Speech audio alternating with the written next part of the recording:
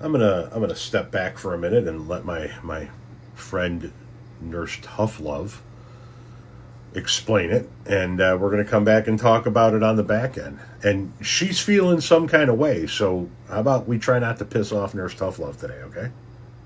Why the fuck would our president post something like this? So he shows this video of a man. So this woman walks out of this gas station and the man comes up and it looks as though he like hits her with a hammer and but his commentary is the fucking most. First of all, dude, I'm so sorry to that woman and her family. This is awful. And it's awful. What's really awful is that the president of the United States of America is using her as an example.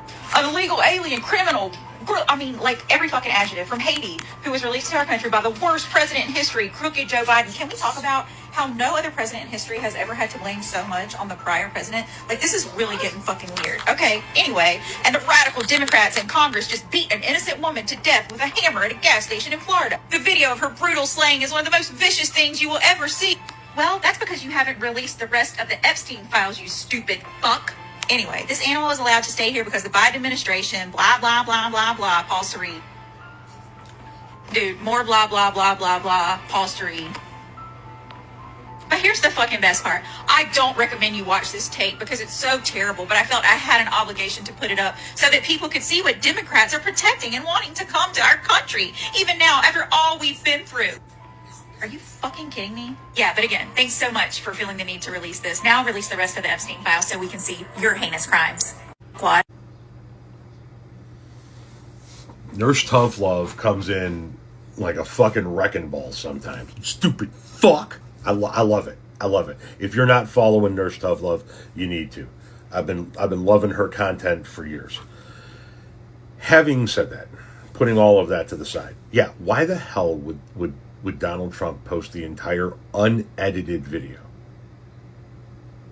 By the way, this person was one of many that got into the country through a protective status. So, right off the bat, no, not illegal alien, not undocumented immigrant, not whatever terminology you want to use for the people that come into this country without going through the proper process.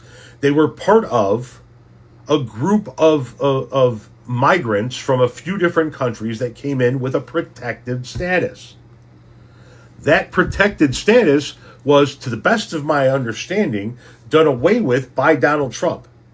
I believe that's how he became an undocumented immigrant. It's possible. I think that I've heard from a couple of different sources that protective status might have run out in 24, but we were in the election year and everything rolled over to 25, and then it was ended by Donald Trump. But at the end of the day, he can't even give you the correct description about it, right? It's not an illegal alien. Somebody that was in this country under a protective status. Having said that, obviously somebody that we don't want in the country if that's the stuff they're going to do. But as Nurse Tough Love properly pointed out, if you don't want people watching the video, why did you post the fucking video?